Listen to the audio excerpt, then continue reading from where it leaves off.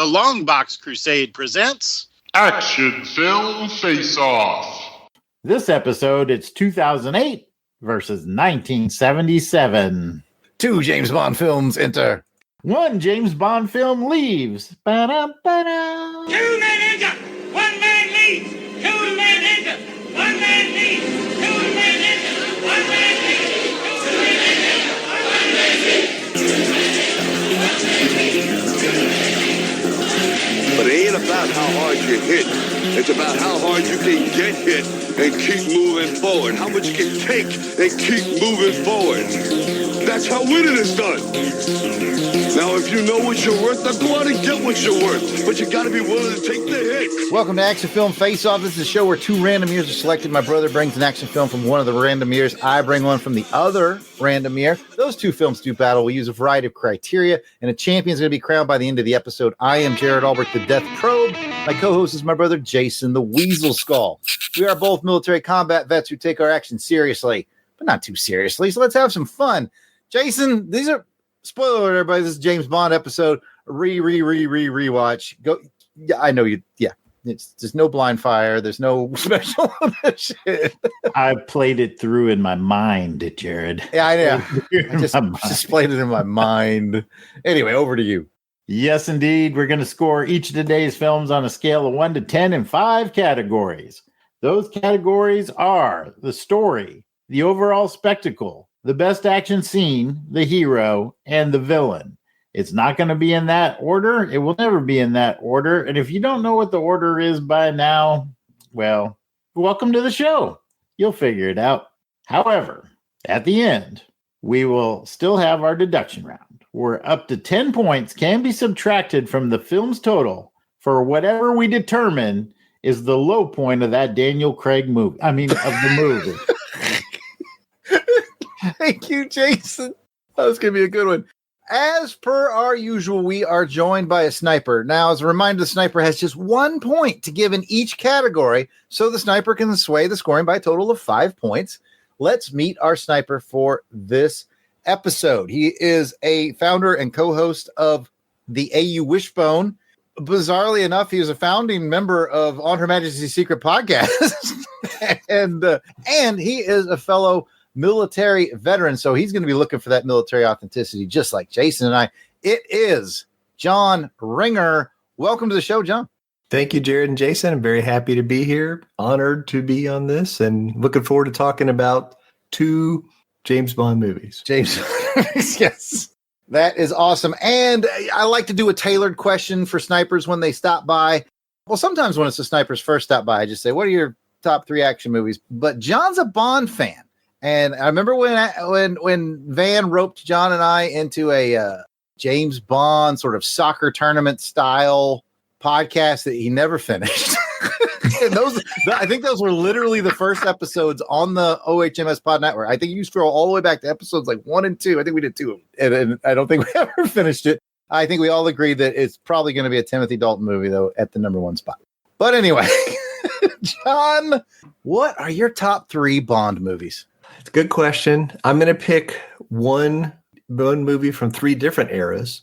I like it. Okay. I'm going to pick of the newer movies. I like Skyfall. I enjoy that one. I like some of the parts of that. I'm going to say in the Timothy Dalton era, I'm a fan of Living Daylights. That's approved. Appreciate that. And then I got to pick a Connery movie. It's tough for me to go back and pick like I think I'm going to go with From Russia with Love. I like the Cold War elements in that one. Now, you know what? There's a lot of DNA of From Russia with Love, I think, in Living Daylights. Yes. They both are very Cold War-y. Mm-hmm. That's not a word, but it is today. Awesome. No, those are good picks, man. Not a bad one in the bunch, although Jason gave kind of a mean look when you said Skyfall, I think. I'm not sure. It's all good. Now, Skyfall definitely has a lot of cool things going for it. I won't deny you that. All right. Hate Skyfall. I don't hate any of the Daniel Craigs. Yeah, me neither. I do not. Just for the record, for everyone listening, Jason, I do not hate them. I just love Roger Moore. And Timothy Dalton, and Sean Connery, George Lazenby. Pierce. Van loves Pierce. He does. I like Pierce too. Anyways, before these two films that we're about to talk about enter the Videodome arena, we are thrilled to kick this episode off with special shout outs to Crusaders Club members. These are the fine folks who have joined our crusade. They enjoy early access to special Longbox episodes. They get to vote on show content. They get to priority seating as guests on the show. These are the folks reaping the benefits and giving some much appreciated support to the show.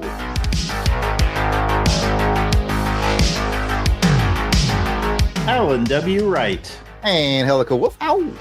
Auburn Elvis. That's the crossover between our podcasts, by the way, right there between us and John. Bill Beer. Billy D. Bradley Dello. Braxton Underwood. Gary. Clinton Robeson. Captain Entropy. Lark Westfield. Dave Collins, the Battle Wagon.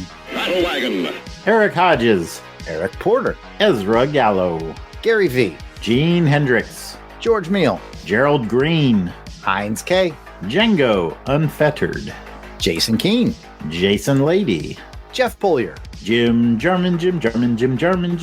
I hope you like Jim Jarman too. Jim Meal. Joe Man Conan.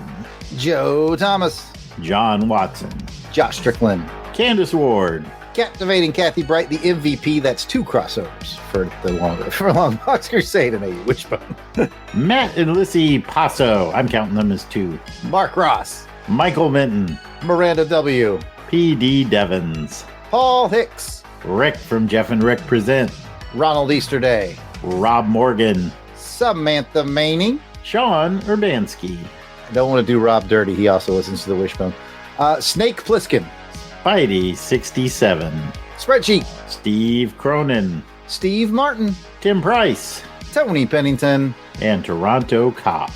If we missed anyone on the list, we apologize. Keep in mind we record these episodes well in advance of release, so if we missed you, don't stress. Just send a hate-filled email to contact@longboxcrusade.com, and Pat will get that and we'll square it away. If you're asking yourself, how do I get on the Crusaders Club thing? It's easy. Patreon.com. Search for Longbox Crusade. For as little as $1 a month, you get access to the amazing World of Crusaders Club. You know, we don't do ads. There's other podcasts out there that claim they're the only ones that don't do ads, but they're, we don't do them either. I'm taking shots at Van while he's not here. Come check out the Crusaders Club. And you know what? While you're at it, if you like Auburn football, check out the AU Wishbone Patreon while you're on Patreon. Over to you, Jason.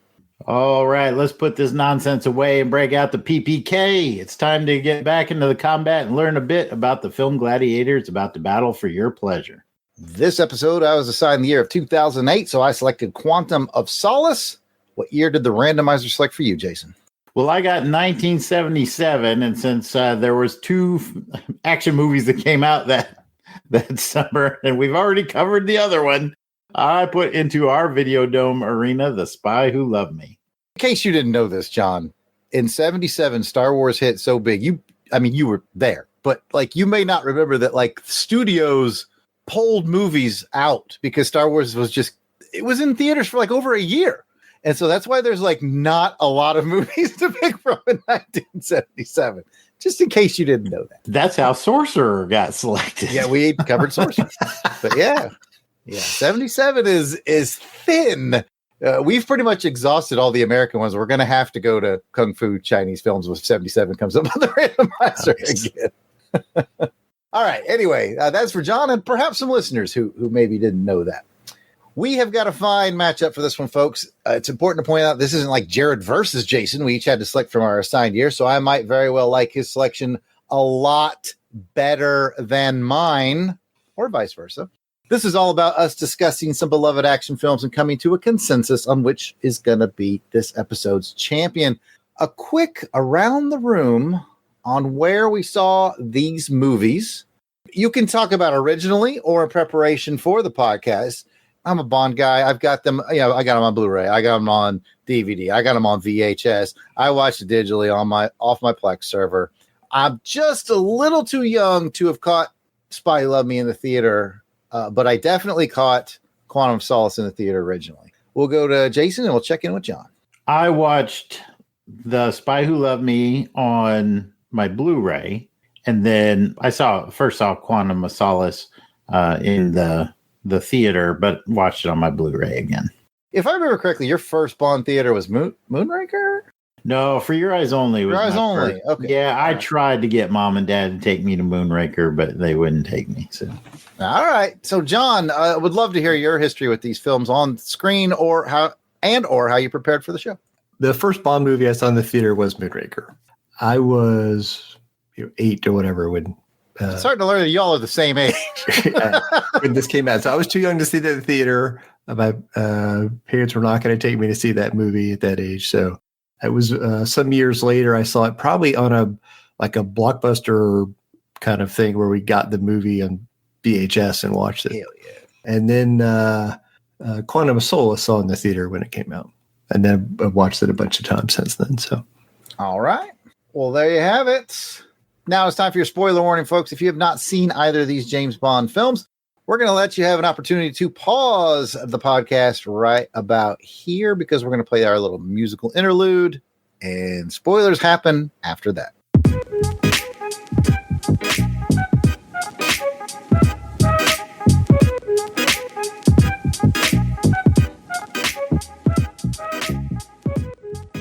All right, welcome back, folks. It is time to get into it. I'm going to jump in with your quick info on 2008's Quantum of Solace. He'd be a pretty cold bastard who didn't want revenge for the death of someone he loved. I don't think the dead care about vengeance.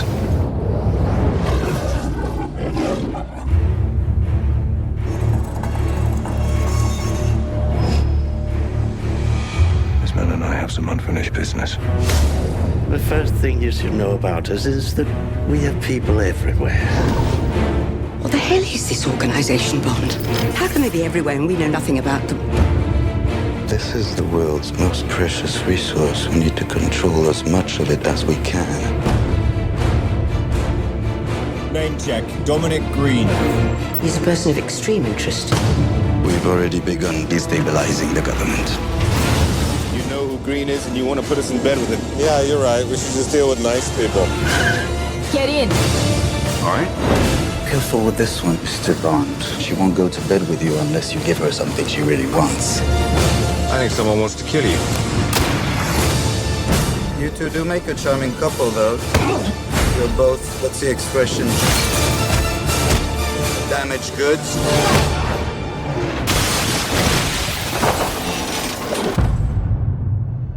Seems we're both using green to get to somewhere. You lost somebody?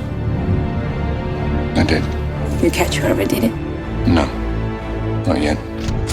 Tell me when you do. I'd like to know how it feels.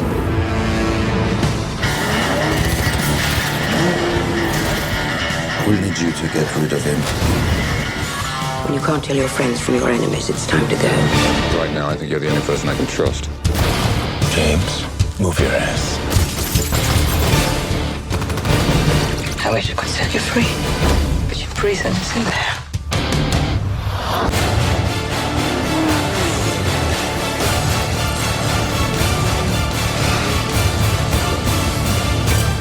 You don't have to worry about me.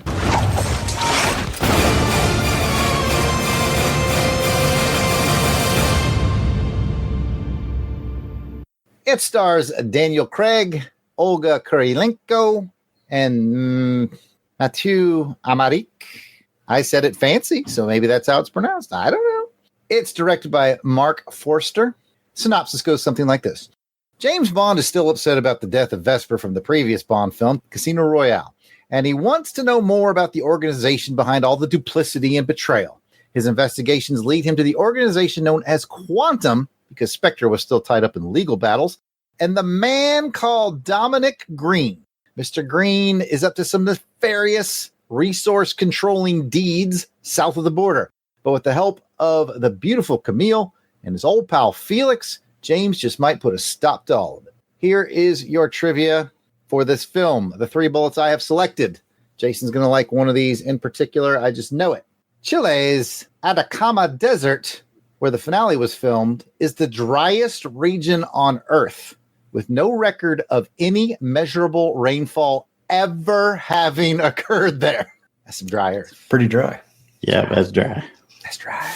All right, here's the one for you, Jason. According to Mathieu Amalric, which I'm going to keep saying fancy, who played Dominic Green, his character does not have any distinguishing features to make him more formidable. And to represent the hidden villains of society, he has no scars, no eyes that bleed, no metal jaw. This is him quoting, by the way. He said, I have no scars, no eyes that bleed, no metal jaw.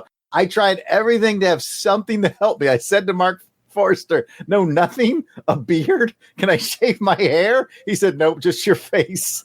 Amalric also described Green as not knowing how to fight, so James Bond would be more surprised. Sometimes anger can be more dangerous. I'm going to fight like I was in school.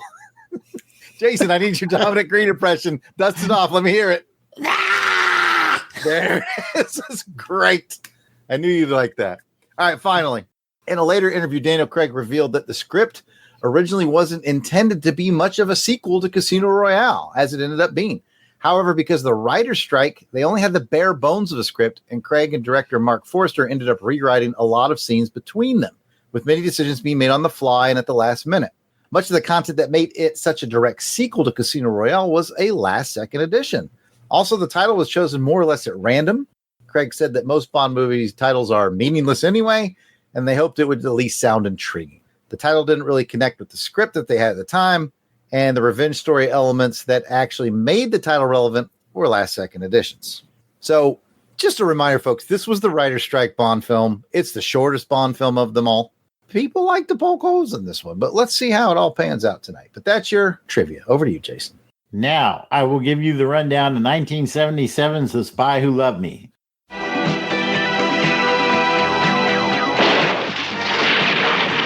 It's the biggest.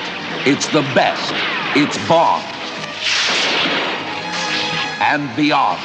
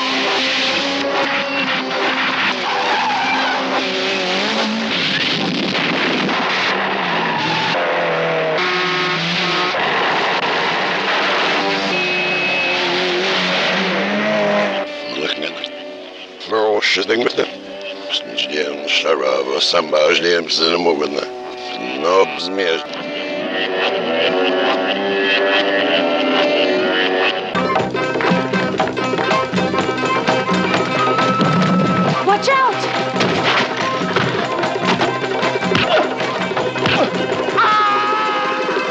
In our business, and your people get killed. We both know that. Then, when this mission is over, I will kill you. Within minutes, New York and Moscow will cease to exist.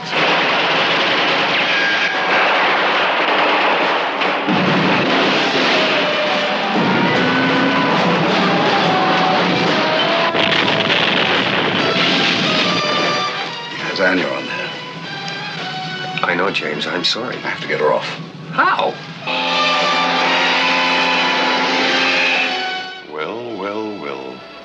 A British agent in love with a Russian agent. Your time's running out, Stromberg. Yours too, Mr. Bond. Yours too.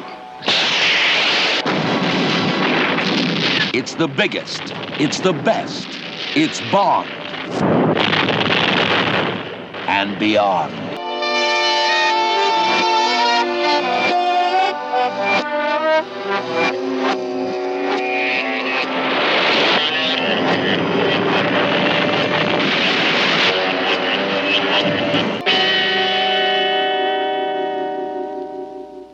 Cast and crew included Roger Moore, Barbara Bach, and Kurt Jurgens, and Richard Kiel. Let's throw in Richard Kiel, too. It was directed by Louis Gilbert. In full disclosure, I am the most unprepared I've ever been, so I'm just going to give you, off the top of my head, a quick summary.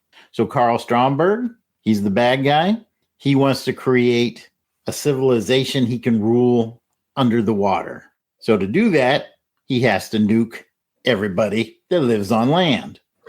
So to do that, he has to steal 3 submarines, 1 Russian, 1 British, and 1 American.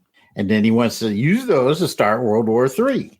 And he develops a really cool ship to hold those submarines, a big old oil tanker.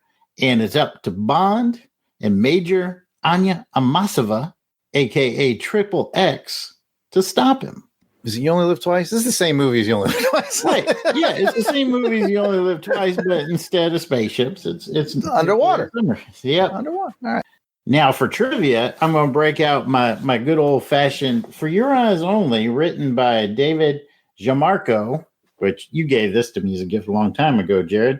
I just picked out a couple quotes in here that I thought were interesting and revealed some of the key things in the movie. First quote's from Roger Moore. Roger Moore says, "The Spy Who Loved Me is my favorite personal James Bond movie. It became a slightly different type of Bond at that point. Although I didn't really change the character, we tried to inject more humor." And I think they hit the mark on that. And that's definitely, I think, one of Roger Moore's strong suits. We'll get into more of that later. And then another person that we talk about, if you follow us over on our James Bond podcast, on Her Majesty's Secret podcast, Rogue Agents, Ken Adam, the production designer extraordinaire, he talked a little bit about constructing the enormous 007 soundstage at Pinewood Studios. And the reason why that's important is because it's still used today. It was built for this movie and continues in use. He says, "It came about because I had made a mistake on You Only Live Twice, where I didn't care what the volcano set looked like from the outside. So after we finished shooting this huge structure of hundreds of tons of structural steel, we thought we could just leave the structure up at Pinewood and do something else with it again. But all the locals started complaining that it was a huge eyesore, and so we had to tear it down. I didn't want to make that mistake again, so for The Spy Who Loved Me, I designed the soundstage around the set, because at the time there was no stage in the world big enough to serve as a tank and also house 3 nuclear-powered submarines." So that's how that Pinewood soundstage came into being. And finally, of course, we're going to talk about it when we get into, but we got to talk about the parachute ski jump. This was a quote from John Glenn. He says, "Cubby wanted to open the new film in style. He asked us for something breathtaking. It was the very first thing we shot for Spy Who Loved Me, and we did it well before the filming began. We shot it in June 1976, and the film didn't actually go into production until August of 1976. They so wanted that scene, they filmed it before they actually had the official go-ahead for the production of the movie." That's awesome, man. It's definitely one of my favorite scenes. I'm certain we're going to all weigh in on that. It's good stuff. And now that we have the basics on today's contestants, Ladies and gentlemen, Test your might. Let's get ready to rumble! It's a street fight. All right, it's time to get in there, mix it up. We are in the Battle Dome Arena, which Jason put platinum tip spikes on this time. Going classy for 007. I like that. And just a reminder to our listeners, if you want to play the game within the game, we have 2 films and 5 categories. I have not seen Jason's scores. He has not seen mine. We can match up to 10 times. John, you get to do a live guess. How many times do you think Jason and I are going to match on tonight's episode? 3. 3. He's going low on this. Okay, interesting. We'll see how that plays out. The score barometer. It's time to set that. Speaking of scores. Remember, if we give it a 5, that means it's average. It's okay. You'd see it on a decent made-for-TV movie. 6, 7, 8, 9, 10, you got yourself a fine film. 4, 3, 2, 1, you have things to work on. With all that said, it's time to get in round 1. Round 1 is the story. How engaging or original is your story? We're actually going to start in 2008 with Quantum of Solace. And John gets to go first. What did you think of just the story of Quantum of Solace, John? Yeah, I mean, you talked about it's a real sequel. I think the whole, resource scare thing in South America and him chasing down the people, the organization that killed his girlfriend in the previous movie was kind of blah. All right, so we got you. Over to you, Jason. What are your thoughts on it? And I don't wholeheartedly disagree with John. No, we touched upon it, and I think, you can forgive it a little bit in hindsight. This was the writer's strike, so they basically had the bare bones of a script. I think they did the best that they could. For what they had to work with, it wasn't, it wasn't terrible. And I kind of factored that into my score. I think from a macro level, it's kind of like my whole problem with the Daniel Craig era. It seemed as if they wanted to have a beginning, middle, and an end for the James Bond character. But it was events like this that we saw in Casino Royale. It was great. It came out to huge fanfare. We wanted to see the next chapter, and the story in this, it just kind of continued on what we thought was already resolved. We were ready at the end of Casino for James Bond to be James Bond and get his revenge, check, and save the world, check. That's what we wanted.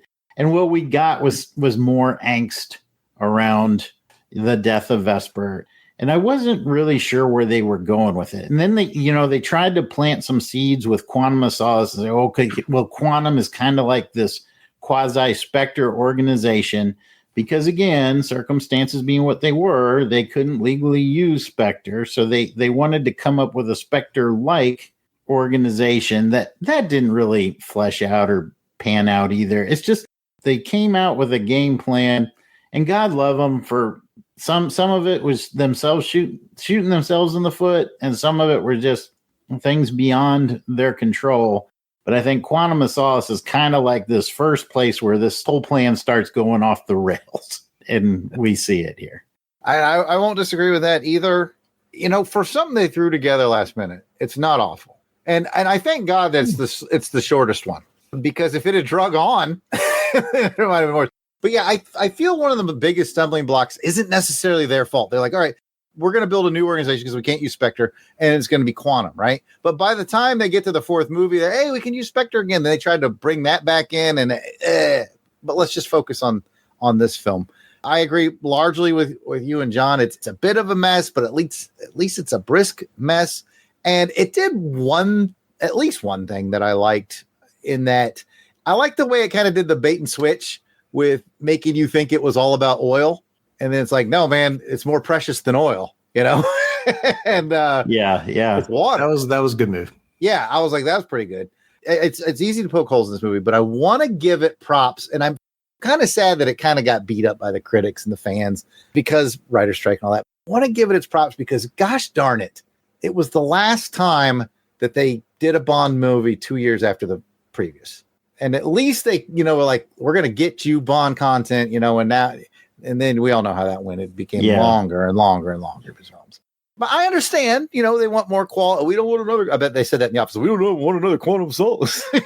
So, Yeah. But I do love that they gave us one 2 years later. I really do. All right, let's get the Wayback Machine and go back to 1977 with The Spy Who Loved Me and the story involved there, and back to John on that. Thoughts on the story of The Spy Who Loved Me? We all love an undersea thing, and I do think it was. Jason mentioned it being Bond trying to be more fun or funny, and I think Roger Moore does a good job of that in this movie. I think the opening is one of the best opening scenes of any Bond movie. It's classic. It's wonderful. And I think some of the other things that we're going to touch on in some other categories, I don't know about the main guy's a villain, but any movie with Jaws in it adds something. So. It is good. Jason, over to you. Yeah, this could have gone in a couple different directions, this movie. They were in desperate straits at this point with Roger Moore. The first two films were okay. They did okay. But they weren't hitting those home runs like they were doing in the Connery days. And Cubby was like, damn the torpedoes. We're going for it. It could have been, Die Another Day-ish if they hadn't got that formula just right. I mean, there's a ton of fun. There's a ton of just crazy, wacky submarine car stuff, but there's also the gravitas of the world-ending threat.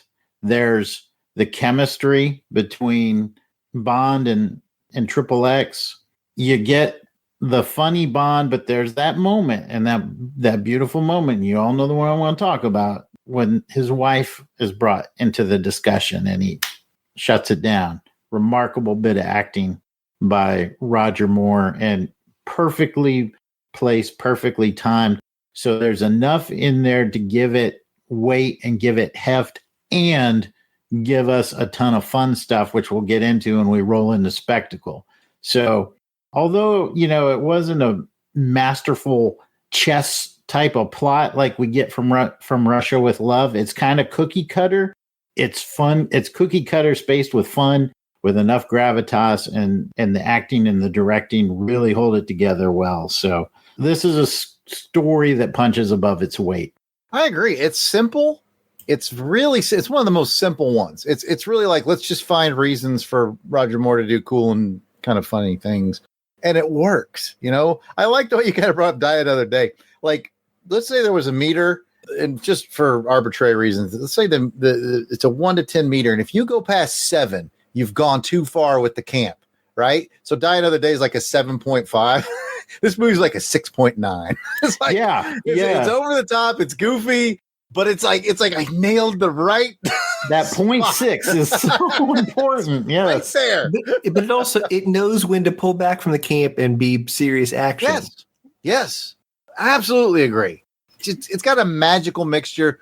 And like you said, Jason, we'll get to it in spectacle, but I mean, what the Bond 77 theme, it all just adds up. It just adds up. So yeah, it's good times. All right, let's get into the scoring. Jason, you and I are going to take it back to 2008, Quantum of Solace, 1 to 10 on the story. I gave this one a 7. I think it's really a 6, but for the reasons I talked about, I'm carving out some exceptions because they were working under very difficult circumstances. The time they had and what they had to work with the writer's strike, I think what they came out with was pretty good.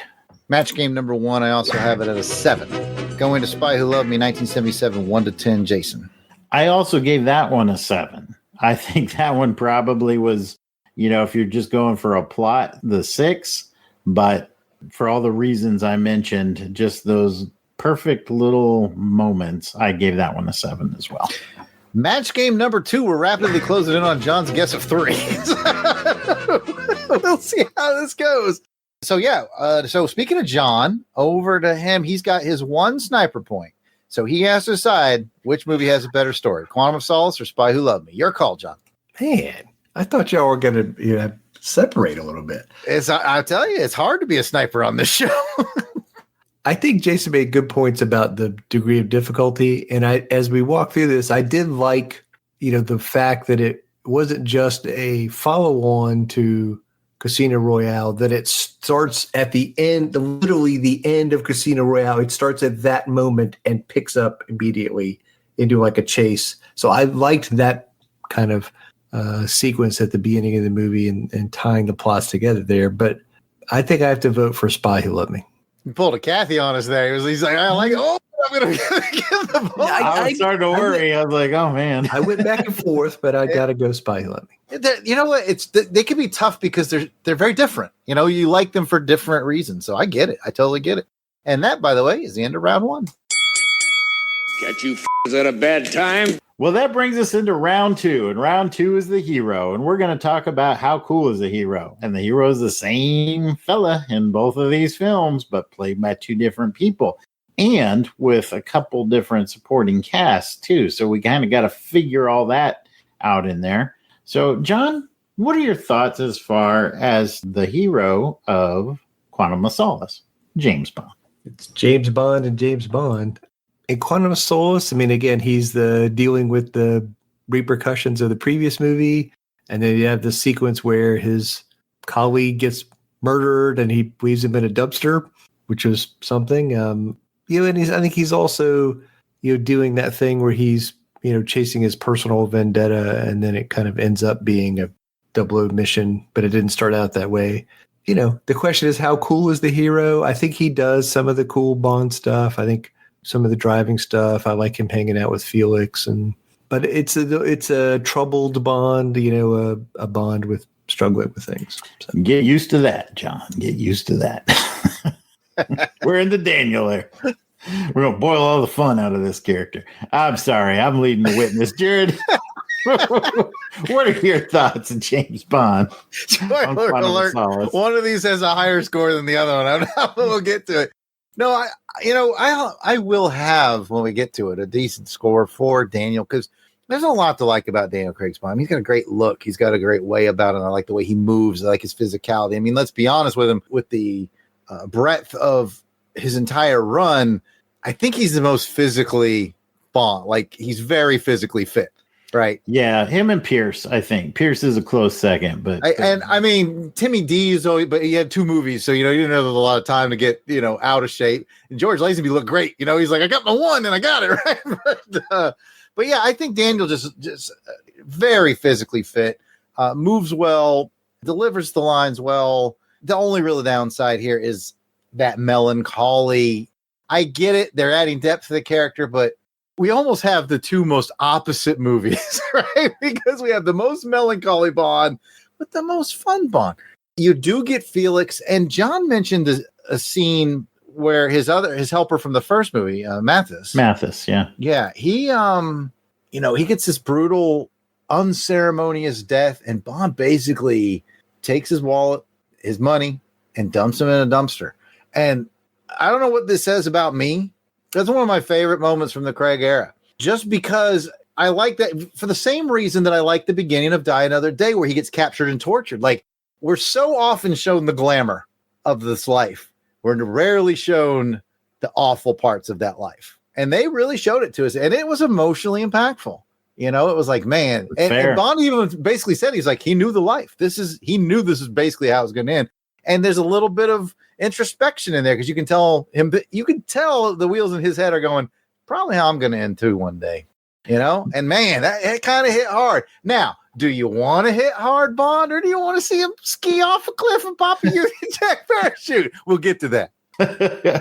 No, that's fair. Because that scene with Mathis, because he has to dump him in the trash. He has to make it look like it's a robbery. That's why he's doing that. And he said, this is what Mathis would want me to do. He was a professional. I'm a professional. I'm behaving professionally. And Mathis would actually be disappointed in me if I did anything different than this right now. But what's that? That's the first thing he yells when he comes in there at the end in that final battle scene. Mathis sends his regards. He filed that away. That's that connecting tissue that I liked. But at any rate, it's not for me to say. I need to go back to John and talk about Roger Moore as James Bond in Spy Who Loved Me. What are your thoughts there, John? More fun, more silly at times, but also like nobody's ever been cooler than skiing off a cliff. And the car turning the submarine is pretty cool. I think that's a lot of it, right? To me, is like Roger Moore was suave, and he could be silly at times in this movie in a fun way, but then also like some of that stuff was really cool. Fun, I guess, is the common theme that we just keep coming back to when we talk about Roger Moore. And, I think about it, and that car scene that's when I fell in love with James Bond, watching that on Sunday night at the movies with my dad. That scene, the volcano scene, the underwater battle scene that everybody laughs at me from Thunderball that I still love. Those were the things that made me fall in love with James Bond. But Jared, what are your thoughts?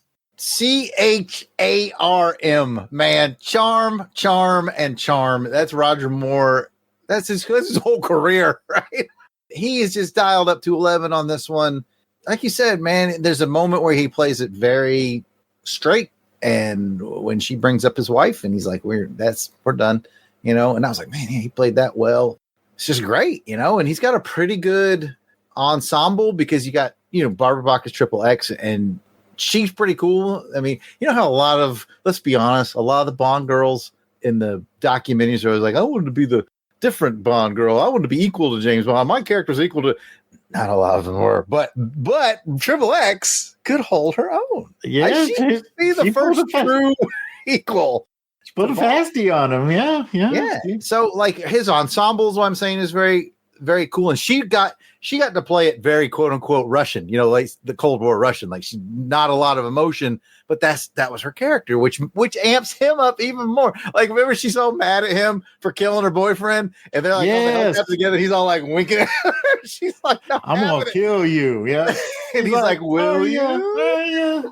But, so yeah, there's a charm. There's just an airy charm. But then, when he goes and kills people, like when he kills Stromberg, that was one of the hardest kills in Bond history. He cooked him, man. Yeah, like remember there's a crazy stat, and I'm not going to remember what it is off the top of my head. Feel free to call in, listeners. But like Bond is actually like shot with a gun and killed the main bad guy over 25 movies, like 3 times or something like that. It's low. It's insanely low. And how many times he's just killed a guy with a gun or a gal? World's not enough. That was hardcore, man. Roger's just doing it all, and I'm loving it. Look for a good score. Yeah, and to your point, I was thinking about that too, that tension between Amasova and Bond in the fact that Bond kills her man at the beginning of the movie. And then when she confronts him with it, he gets that hard edge and he's like, hey, somebody's skiing behind you 30 miles an hour trying to put a bullet in your back. I didn't stop to take a photo, man. I just cooked that. I'd do it again, so that you have that tension again. I think it's just one of those moments that it brings a little bit, just enough gravitas in this fun movie to make it compelling. Yep. All right, well, let's go ahead and let's go back and score them. Jared, Quantum of Solace, what do you give in Bond and Quantum of Solace? As longtime listeners of Action Film Face Off will know, the base score of a 7 is what we would give to Roger Moore in A View to a Kill, right? Yes, sir. We're like, that Yes, is the sir. 7. That is the That's perfect. what I was thinking. That's what I was thinking when I wrote this score down right here. And I think Daniel does a lot with the character.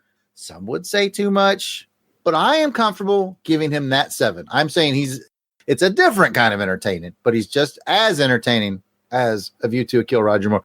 I know bringing in another Bond movie is really confusing the listeners, but if you're a longtime listener, you know what I mean. Yeah. 7, Jason. I was with you with the 7 as the baseline. I bumped it to an 8 because it had Felix. Okay. And it had Mathis, who I think are 2 stellar reoccurring characters in this franchise. And whenever they pop up, they make me just a little bit happier. So it's an 8. Fair. That's fair. Okay, Jason got that in there. Okay, cool. Okay, Jared, you just want to throw your 10 for Roger Moore down on top of we don't need to discuss All right. He's a 10 in this. He's absolutely a 10 in this. Flawless victory. This is Roger Moore at his absolute best. Match game number 3. Yep. John, you get a say, though. You can skew it a little bit back towards old Daniel, or you can just, just kick Daniel while he's down. No, I don't throw want it on our double 10. I don't want to kick Daniel while he's down, but it's clearly Roger Moore here, I think so. All right. Back to you, Jared. That must mean it's time for round 3.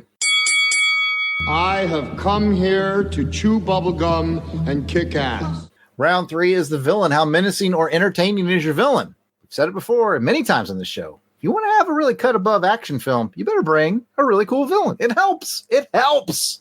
Jason, you get to go first this time. We're talking Quantum of Solace. Let me hear that Dominic Green one more time, Jason. Go. All right, talk to me about him. Dominic Green. Bless his heart, man. I mean, the man, he didn't have a cool lair. I guess maybe that Atacama Desert was all right. I mean, he didn't. His main henchman had a bowl cut, man. I'm telling you, okay, for those of you who don't know, I live in Olympia, Washington. Not exactly well, let's just put it this way. Old Dominic Green would fit in well with Olympia. Basically, and staffed with a bunch of Olympia, Washington citizens as his army. There just wasn't much of a threat here. I never really got, I mean, he was creepy, yes, but was he a match for Daniel Craig at any point? I didn't feel it. I'll just stop there.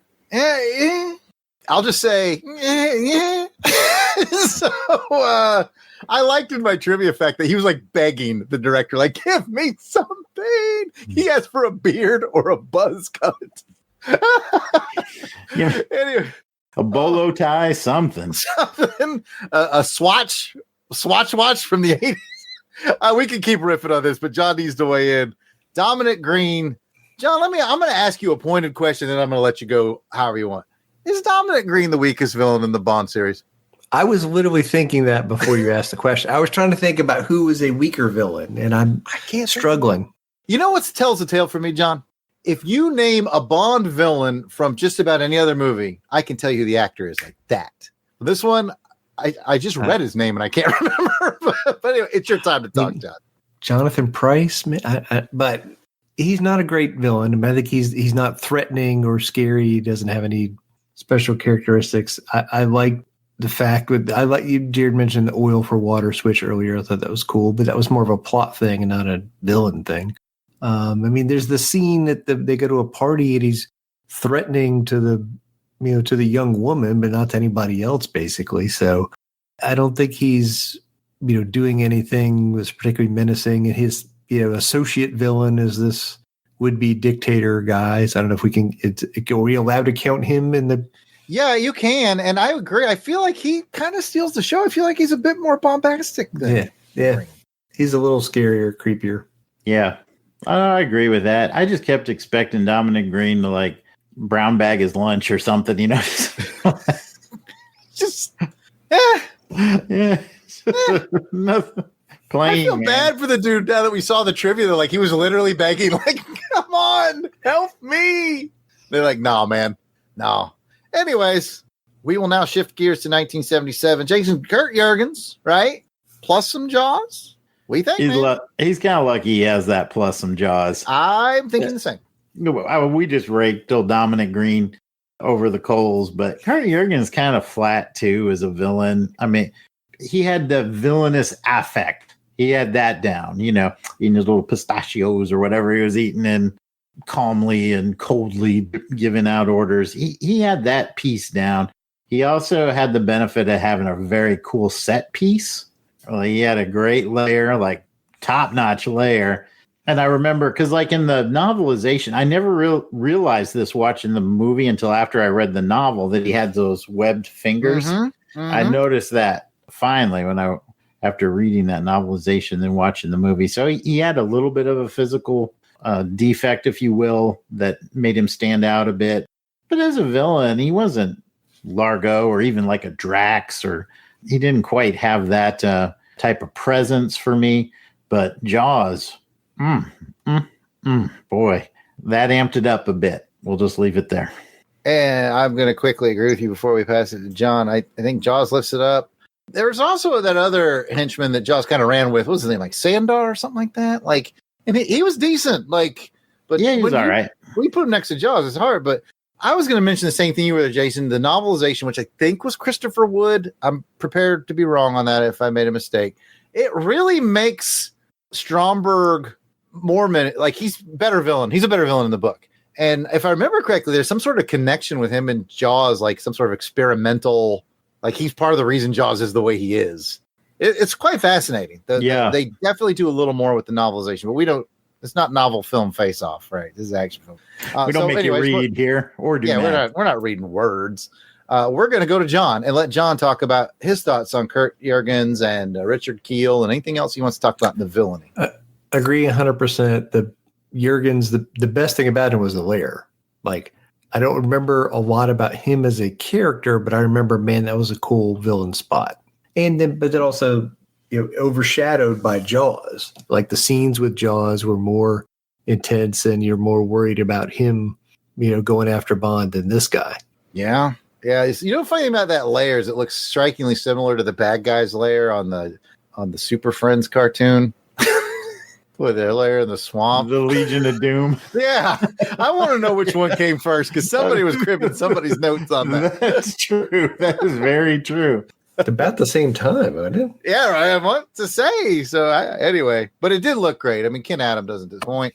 And this might be the villain, like just to amp what John said, this might be the villain that gets the most boost from his lair.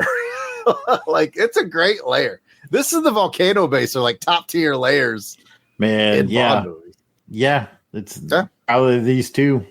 All right, Jason, it's time to do some scores. Let's go to Quantum of Solace in 2008. 1 to 10 for Dominic Green. I have this strange feeling that I'm going to be nicer to him than you were, but let's find out what you got. 6. I mean, just vanilla. The worst, in my opinion, though.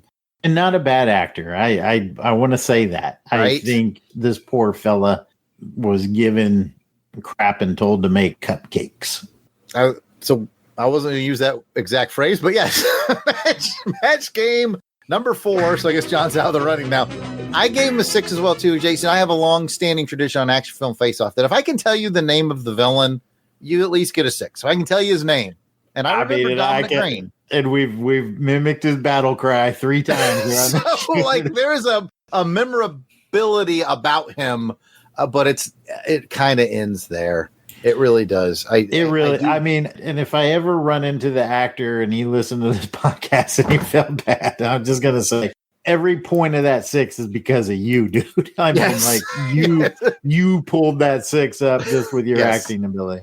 I would love to meet you and interview you and have your autograph. So I want to be very clear on that. And I'm sorry I mispronounced your name several times during the show. Okay. Jason, let's talk about Kurt and Richard. And how did that add up for you over on Spy Who Loved Me? Well, I gave that a 7.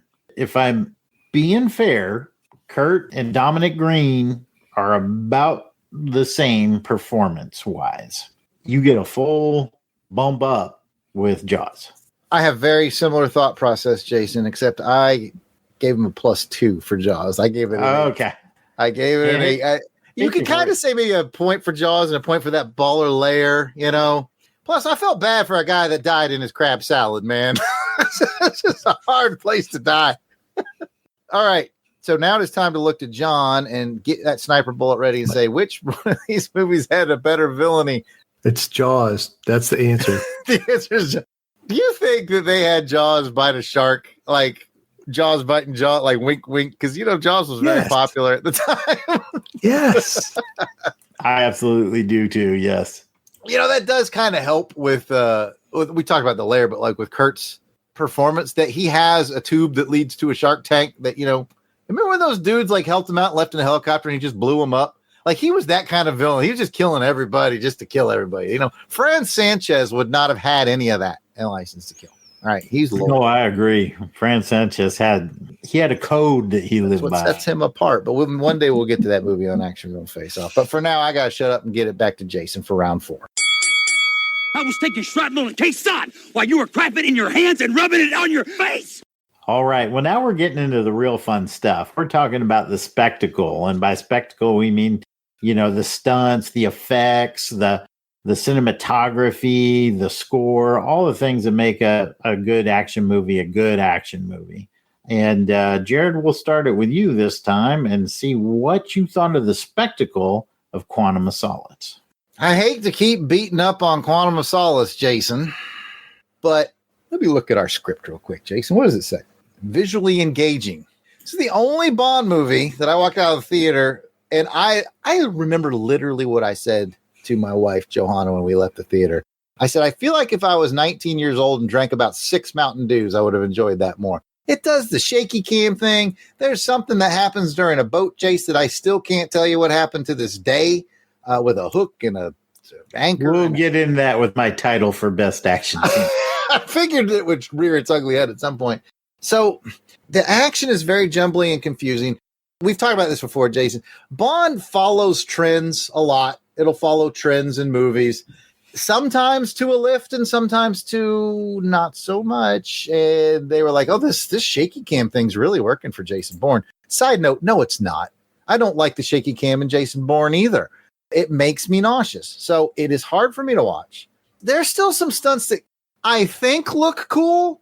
Like, I like the beginning fight. I'm sure you got something clever for it where he's fighting that other dude and they're sort of falling through the cathedral parts or whatever. And he ends up sweeping that gun up and killing him. And I was like, this is very cool, but I'm not sure who killed who. I'm guessing Bond's still okay because he's on the cover of the DVD, right? It's jumbly. The stunts, the visuals of it, it can be tough.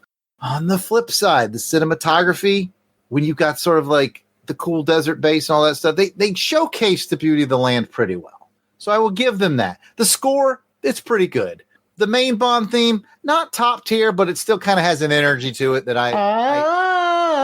it does go off the rails at some points, but there's an energy to it. Just everything about this movie kind of screams last minute, and I think it hurts it in spectacle because Bond movies are spectacle movies, and this one is the hardest one for me to watch, period. Agreed. I'll leave it right there. 100% agree. But John, what are your thoughts? Agree. I think the scene with the opera we haven't talked about yet in excellent point. That is a good part of the spectacle. There's some real spectacle there, I think. A big set piece action scene with lots of weird Austrian opera stuff. I have no idea what the heck is going on or why people would go watch this, but it was cool. It looked very cool, and it was a cool place for that. Him spying on them, and then he was doing that real spy stuff. So that was cool. And I know it's your time to talk, but because you mentioned it earlier, and I may be stepping on you, but that opening car chase scene over the little frenetic was not bad. But it's your time, John. You can weigh in. No, I mean, I would say that for the action scene thing, the car chase and with the construction pit. But you were right in the sense of like the desert, and there's a plane chase when they're in the old plane, I guess. And they show the beauty of the landscape of, I guess it's supposed to be Chile where they're chasing each other. So that part was cool. And agree. I mean, I think even though it was quickly done, I think the cinematography of those movies is pretty well done. I will say that we've bagged a lot on the Craig era, but like some of the visuals and some of the shots and stuff, they have top shelf stuff going on in Craig. Yes. Yeah. Well, let's bring it back over to Spy Who Loved Me. Jared, what are your thoughts on the spectacle? It's a 10. Oh, I'm sorry. We're not scoring yet. Hold on, dude. This movie has I know it's going to come up in action scene, but the opening scene, John already said it. Like it may be the best opener in Bond history. Like there are good openers, there are great openers, and then there's what the kids call it with their rankings now, the S tier. Like it's just untouchably good, and this is one of those untouchably good openers. And surprisingly, Roger Moore gets a couple of those. I'm looking at you, Octopussy. That was pretty outstanding too. But this was incredible because we talk about how engaging is the film. That is gripping right from the get-go, right? And then you got those Ken Adams sets. We talk about score. This is Marvin Hamlisch's one and only, right? And he's coming in. I'm going to give it my best shot. And he does Bond 77 that gets your blood pumping, which is perfectly synced to that ski jump with the bum, bum, bum, bum. Bum, bum, bum, bum. Like everything is clicking. The car, John mentioned that earlier. The Lotus, underwater, amazing.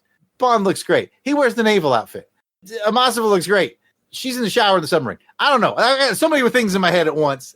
This movie is a spectacle movie. It's not introspection like the Craig era. It is popcorn fun. Yep. Spectacle from top to bottom.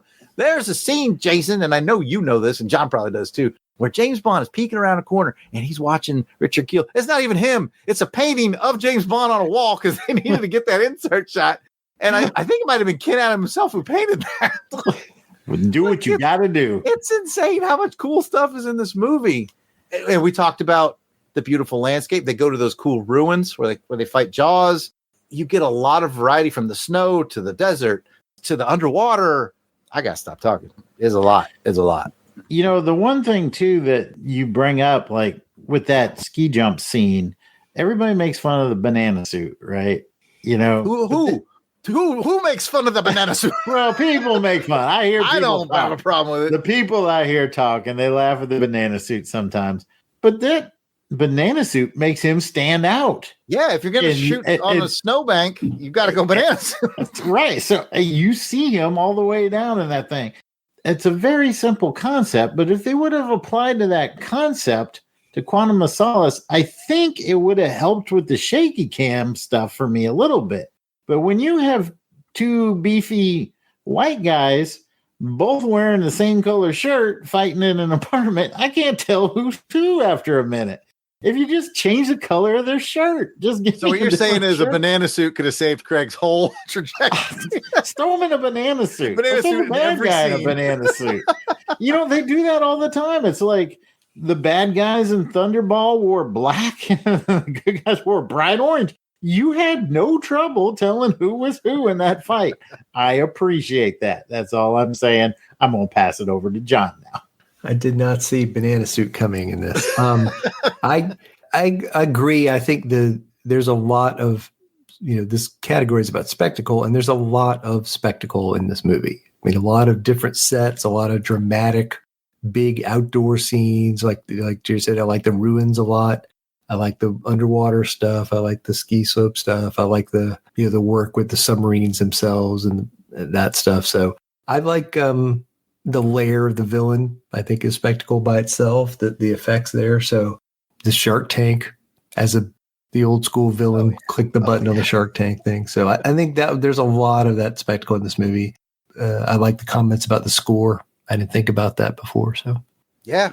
Marvin Hamlish does a one and done on it, and man, he turns in a nice bit of Bond music. It's great. It's a whole great soundtrack. Yep. All right, Jared, time to score these spectacles. What are you giving the spectacle score for Quantum of Solace? I feel like I'm being generous when I give it a 6. I'm going to give it a 6. As I should go low because it made me nauseous, but for the reasons we talked about, the highlights we talked about, I'll go 6 because it has a certain energy to it. It may resonate more with, I was about to say younger people. You don't have to be younger to like shake your hand, but like maybe I'm just not the guy for it, is what I'm trying to say. I'm going to give it a 6 and say you did all right. Wow. I think I was probably in a much better mood because I gave it an 8. I mean, I looked at it, I compared it to the spectacle of Spy Who Loved Me, and I'm like, it's about the same, really. I mean, it's kind of opposite ends of that bar where Roger Moore was like so old. It's like, you need to pick it up a little bit. And then Daniel Craig is like, you need to slow it down a little bit so I could see what's going on. But I thought they were about on par. I don't know. I scored it a little bit more with that opera scene. The opera scene I thought was a nice little bit. They tried something a little bit different there, and I appreciated it. So 8 for me. You gave an 8 to Quantum of Solace. Just make sure my score sheet is right because it doesn't look right.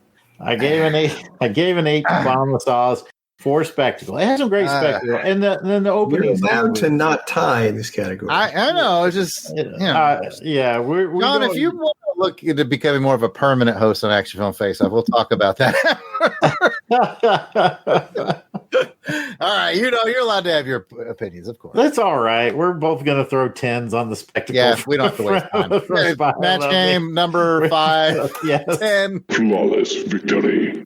I mean, come on. There's certain Bond movies that are just, they're not all 10. I love Bond, but there are certain ones that it's like a dang roller coaster ride. It's great. Yep. John, do you want to kick Daniel while he's down again? I do. I wasn't planning on doing that every time, but it's the spectacle one is comfortably in that category. So. Yeah, I don't know how you. It's just that's not a fair fight right there. All right, it was just a formality. It's in the books now. Back to you, Jared. That must mean it's time for round 5. The disease, beyond the cure.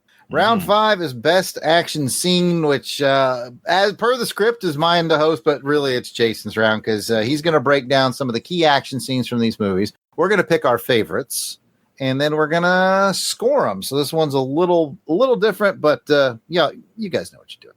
All right, Jason, what is your breakdown of action scenes from Quantum of Solace? Kind of proud of some of these, I gotta say. I mean, especially we'll let John be the judge of this. I was really crunched for time. All right. So the pre-title, the car chase. I called that one. I got some junk in my trunk.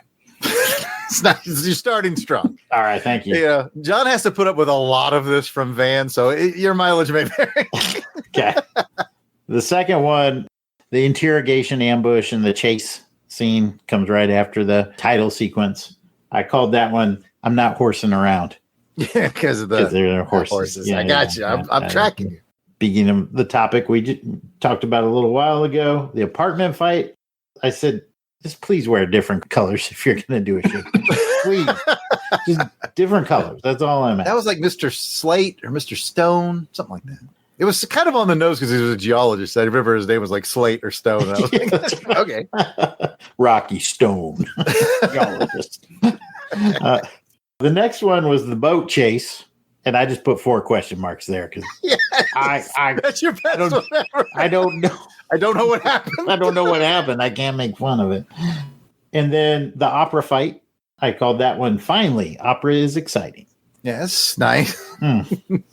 The plane chase, another 4 question marks. I'm still not sure what actually happened there either. So, and then the final battle, I called that one. I saw it coming and I still laughed. All right, let's pick our favorite action scene from the film. And you know what? I don't know what the script says. We're going to let John go first. John, what's your favorite action scene from Quantum of Solace? I think it's the opera. Yeah, I like the chase scene at the beginning where they're in the cars and they go in the gravel pit. I think that's pretty good. But I think it's the stuff in the opera. It's a side note, just so I can brag about Jason and I. We got to go to that Bond in Motion exhibit in L.A., and they had one of the cars that was like had gone through it, like it was just damaged all the heck, and it was kind of cool to see all that damage. Like some of it was like damage, like they did it, like it enhanced Hollywood damage, which made it even weirder, but very cool to see. Opera scene, man, I think I'm gonna have to agree with you. I dig the opera scene. Jason, what do you think? I'm gonna go with the pre-title. I thought it's not bad. That car chase was really, really cool. So I'll stick with the pre-title on that one. All right, we've picked our favorites from that. We'll go ahead and pick our favorites from The Spy Who Loved Me. I know what Jason's going to pick. I know his Bond proclivity so much. I know what scene he's going to pick. Dude. And I might not disagree with him. Let's find out. Jason, break it down. All right. The pre-title sequence, of course. I called that one, Oh Shoot. As it's a parachute. It's very clever. There you go. Then there's the rooftop fight when he fights the bald-headed guy up on the roof. I said, this fight ended in a tie. You're doing good. I was thinking the same thing. All right. Then there's the Jaws fight, and I called that one Pyramid Scheme. You're on a roll. Then there's the Jaws fight on the train. I called that one Choo Choo. Oh, you got the groan. Yes, I've heard it on the AU Wishbone, and now it's on Action Film Face Off. I'll take it. I need some help for the underwater fight. The best one I could come up with that is 007 Fathoms. I like it. Okay, we'll call that one 007 Fathoms. Is that like when he's in the car in the Lotus? Yeah. Lotus. I couldn't think of the word. Mm-hmm. So the final battle where the Russians and the Americans and the British and everybody teams up to fight Stromberg's men. I called that one. We're going to detente the side of your skull. I was thinking like dent the side of your skull. I got you. Yeah. So those were, man, there's a lot of action scenes in both of these movies. But Well, I'll go back to John. What's your favorite action scene in The Spy Who Loved Me? It's got to be the one at the beginning. It's got to be the ski jump. That's a baller scene. It's a baller scene. And I'm going to join you on it. It's just so iconic. And to this day, every time I watch it, I still get like almost goosebumps watching it. So I have to pick it. I know Jason likes a big battle scene at the end, though. So I do love that big battle. He loves the big battle scene where basically Ken Adam blows up the set that he spent, God knows how long putting it together. So are you picking it, or are you going to go with me and John? Man, there's a few scenes in here that I really like. Yeah, and the thing about that pre-title, too, like it ends, and then it goes into Carly Simon's Nobody Does It Better. It's just such a beautiful... It goes from that big, intense action, thump, thump, thump, thump, thump, thump, and it's just nice. It's like taking a little sip of whiskey after that, bringing yourself down. You know what? I'm gonna go crazy. I'm gonna give it up for the Lotus underwater scene. There's nothing wrong with that. Yeah, I mean, it has Carolyn Monroe in it, and how she didn't come up in spectacle, I'm not sure. Oh, that's true too. Yeah, I mean, it's like, that whole Spy Hunter game was based off that scene. It's mostly nostalgia. I really enjoy that final battle scene as well. But like I said at the start of the show, this is one of the movies that made me fall in love with James Bond. And that car scene was that like one of those first moments that I was like, this is something special. This is when these come on, I got to watch these. So underwater car scene. All right. Let's drop some scores then. All right. Going back to Quantum of Solace. Jason, you did the car chase, right? And I did the opera scene. 1 to 10 on your car chase, Jason. I'm going to hold that one at an 8. This is the one I think that kind of pushed me up into the 8 overall score because that car chase scene is really gripping, really brutal, really. It's fast cam again, but for some reason it works better. Maybe because the cars are in motion. Yeah, they're kind of easier to tell apart a little bit. Yeah, the cars are different. One of those cars needs to be in a banana suit, though. That's right. Yeah, make James Bond's car bright yellow so I can tell where he's at. Fair enough. Yeah, I am going to give a 7 to the opera scene. I like it just fine. I think it's something a little different. So I was able to bump it up a bit. And The Spy Who Loved Me, Jason, you were all about that Lotus. Yeah. And I was all about that ski jump. What do you give your Lotus scene, sir? Probably give it the same thing I give that ski jump that I give that final battle scene. 10s, man. Just 10s. 10s across the board. 10. Flawless victory. Yeah, so that'll give us match game number 6. If you film a dang stunt like that as we now know in 1976, Yeah. and it still excites me, and I go, man, can you believe that dude did that? Come on, man. So now it is up to John to last sniper bullet. Which movie had better action scenes? Are we going a clean sweep for The Spy Who Loved Me, or are you going to take some pity on old Daniel and Quantum of Solace? Clean sweep. Tom and Green makes another appearance on the show. John goes with a clean sweep. All right. That's the end of round 5. All right. I don't know. I have a feeling this is probably going to be formality, but we've got to do the deduction round.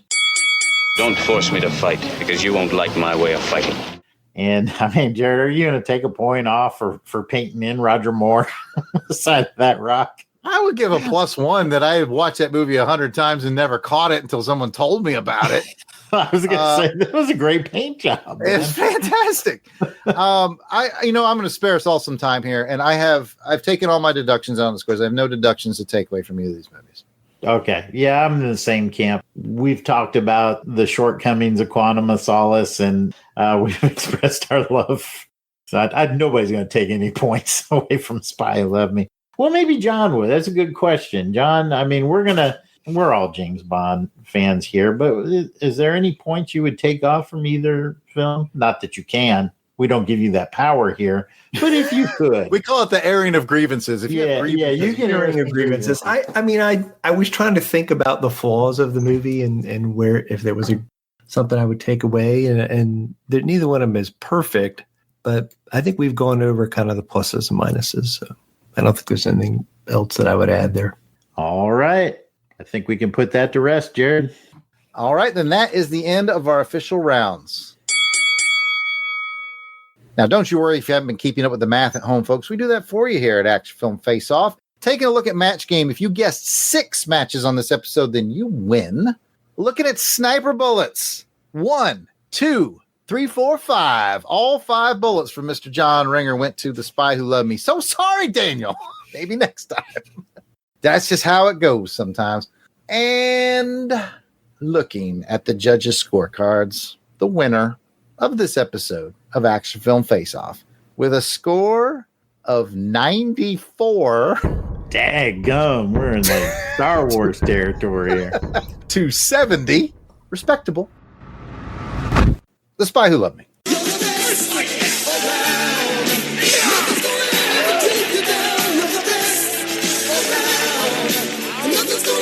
Nobody does it better. Congratulations to The Spy Who Loved Me. Now let's head over to the randomizer and find out what the years are going to be for the next episode. My brother Jared will be pulling a film from... Choose your destiny.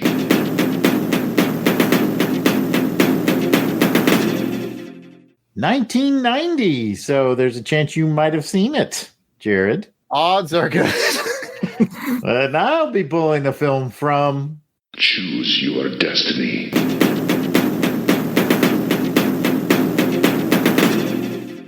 2017, so odds aren't looking that good that you'll have seen that movie. Probably did not see it. All right.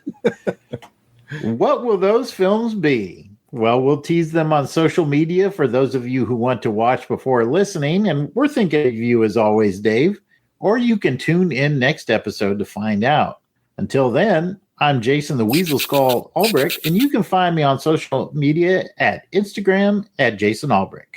And you can find me, Jared Albrecht, the yard sale artist, a.k.a. Death Probe, at Yard Sale Artist. That's X, Facebook, and Instagram. It's all at Yard Sale Artist. John, where can people find you and your musings on Auburn football, which may be the most important of all topics? It's definitely an important topic. It's at the AU Wishbone. You could find us on X, on Twitter, and find our fine podcast on podcast apps everywhere. Indeed, it is a good time. You know, I kind of misspoke. I said Auburn football, but you guys cover a myriad of sports, really. But, yeah, and basketball, time. a lot of basketball. You know, I like to think of it as a show called Guess the Game that has extra content. Or a show about Guess the Game and Kingdom of Heaven. There's a lot of Kingdom of Heaven going on that podcast. Just watched that not too long ago. As long as it was the director's cut. If you don't. I did watch the director's. The theatrical cut is trash, man. You and Van, besties. Director's cut's where it's at. All right. Thank you, John, for being here. And we, of course, encourage you to check out all the shows under the Longbox Crusade umbrella by subscribing to Longbox Crusade on all your finer podcatchers or your sketchier ones. We're also on YouTube, and we got the website, www.longboxcrusade.com. You want to send a question or comment? You can do that pretty easily on the old social medias. We are Longbox Crusade on all those things. And I even have an extra one. It's at AFFO Podcast if you're on X. That's just a more direct line to me and Jason, but you can always use Longbox Crusade. And of course, you can leave us a voicemail at 707-532-5269. That's 707-532-LBOX. Pick up the phone. And you know who picked up the phone? Our good friend Rick from Jeff and Rick Present. We will play Jeff's message right about now. And I'm pretty sure it's in regards to our episode where it was Sniper 1 versus Sniper 4. This is for Hudson Film Face Off, episode 81, Sniper. Shh. I'm outside in the brush of my backyard. And I'm gonna make one shot, one kill. I think. I forgot who I'm trying to shoot. I'll get back to you. Bye. All right, so rest assured, listening audience, that is our friend Rick, and I don't think that's going to be evidence in a trial, but if it needs to, we have it here, okay? You know what? He's a Crusaders Club member, so he can threaten our lives or whatever. That's right. He pays on Patreon, so we got to cover for him, I guess. That might be the creepiest sending we've ever had, but we appreciate it, Rick, and your always fun voicemails, and that one will keep me up. Anyways, that is it. Thanks for tuning in. We appreciate you listening. And until next episode, keep your head down. And your knuckles up.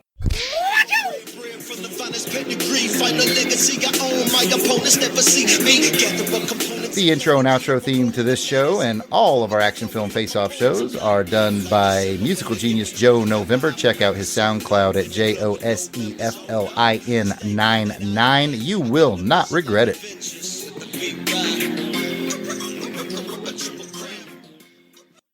She's gonna blow him away. You're supposed to let me finish it off. And Jared, I want you to know that you are not a weirdo. Jared, you are a weirdo.